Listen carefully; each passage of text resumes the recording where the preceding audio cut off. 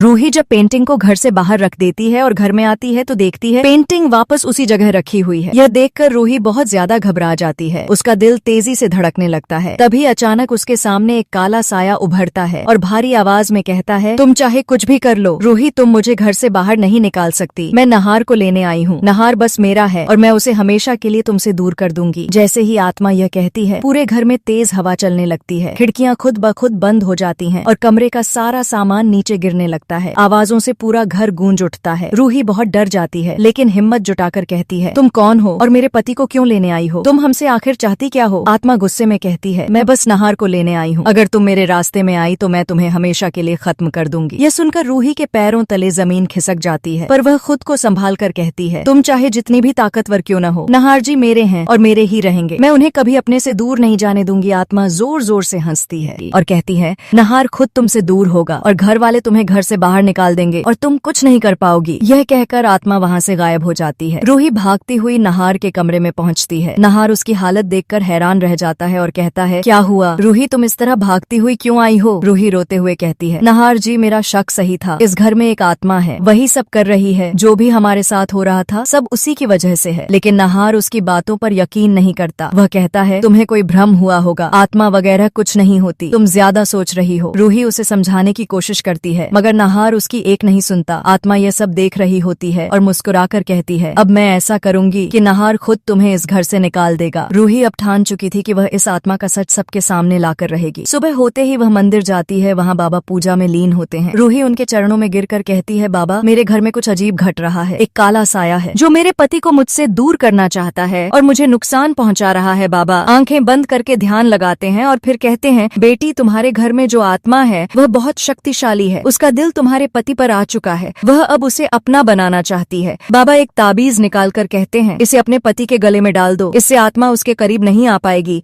और मैं आज रात तुम्हारे घर आकर आत्मा को कैद करूंगा। रूही धन्यवाद कहकर घर लौट आती है, लेकिन जैसे ही वह दरवाजे पर कदम रखती है, आत्मा उसके सामने आ जाती है और गुस्से से कहती है, तुम सोचती हो कि यह ताबीज मुझे रोक लेगा, मैं तुम्हें नहीं छोड़ूंगी। आत्मा उस पर हमला करती है, मगर जैसे ही वह ताबीज के पास आती है, आग की तरह की चमक उठती है और आत्मा पीछे हट जाती है। रूही डरकर कमरे में चली जाती है और नहार को वह ताबीज पहनाने की कोशिश करती है। नहार कहता है, तुम ये सब क्यों कर रही हो? रूही ये सब बकवास है, आत्मा जैसी कोई चीज नहीं होती। रूही कहती है, मेरे लिए एक बार ये ताबीज पहन लो, अगर कुछ नहीं हुआ तो मैं दोबारा कभी इसका नाम नहीं लूंगी। नहार आखिरकार मान जाता है और ताबीज पहन लेता है। तभी अचानक घर में ठंडी हवाएं चलने लगती हैं। दरवाजे खुद ब खुद बंद हो जाते हैं। दिए बुझ जाते हैं। नहार घबरा जाता है और कहता है, ये सब क्या हो रहा है? रूही धीरे से कहती है, यही वो आत्मा है जो आपको मुझसे दूर करना चाहती थी। आत्मा की परछाई दीवार पर नजर आती है और उसकी आवाज गूंजती है, नहार अब तुम मेरे हो, ताबीज से तुम ज्यादा देर नहीं बच पाओगे। तभी बाहर से बाबा की आवाज आती है, आत्मा तेरी मुक्ति का समय आ गया है। बाबा हाथ में त्रिशूल लिए अंदर आते हैं और ऊंची आवाज में मंत्र पढ़ना शुरू करते हैं। आत्मा दर्द से चीखती है और पूरे घर में तेज हवाएं चलने लगती हैं, लेकिन ताबीज और मंत्रों की शक्ति से आत्मा कमजोर पड़ने लगती है। रूही नहार का हाथ पकड़कर खड़ी रहती है। उसकी आंखों से आंसू गिरते हैं। आत्मा गुस्से में कहती है, मैं वापस आऊंगी, और धीरे धीरे धुएं में बदलकर गायब हो जाती है। घर में सन्नाटा छा जाता है। बाबा कहते हैं, अब खतरा कुछ समय के लिए टल गया है, लेकिन यह आत्मा बहुत चालाक थी। इसका संबंध किसी पुराने कर्म से है। रूही कहती है, बाबा अब यह वापस तो नहीं आएगी ना? बाबा कहते हैं, जब तक तुम दोनों का प्रेम अडिग रहेगा यह आत्मा कुछ नहीं कर पाएगी। तुम्हारा प्यार ही तुम्हारी सबसे बड़ी ढाल है। बाबा चले जाते हैं और घर में शांति फैल जाती है। नहार रूही को गले लगाता है और कहता है, मुझे माफ कर दो, मैंने तुम्हारी बातों पर विश्वास नहीं किया। रूही मुस्कुरा देती है और कहती है, अब सब ठीक हो जाएगा। लेकिन उस रात जब सब सो रहे होते हैं, तब दीवार पर वही पुरानी पेंटिंग फिर से दिखाई देती है और उसके कोने से काले धुएं की हल्की लकीर उठती है, जो बता रही होती है कि आत्मा पूरी तरह खत्म नहीं हुई है। अगले दिन सुबह रूही की नींद अचानक खुलती है। उसे ऐसा लगता है कोई उसे देख रहा है। वह इधर उधर नजर दौड़ाती है, लेकिन कोई नहीं होता। तभी उसे कमरे के कोने में रखे शीशे में कुछ हलचल दिखाई देती है, जैसे कोई परछाई गुजर गई हो। वह डर जाती है और तुरंत नहार को उठाती है। नहार कहता है, क्या हुआ, फिर से कुछ देखा क्या? रूही कांपती आवाज में कहती है, नहार जी वह पेंटिंग फिर आ गई है।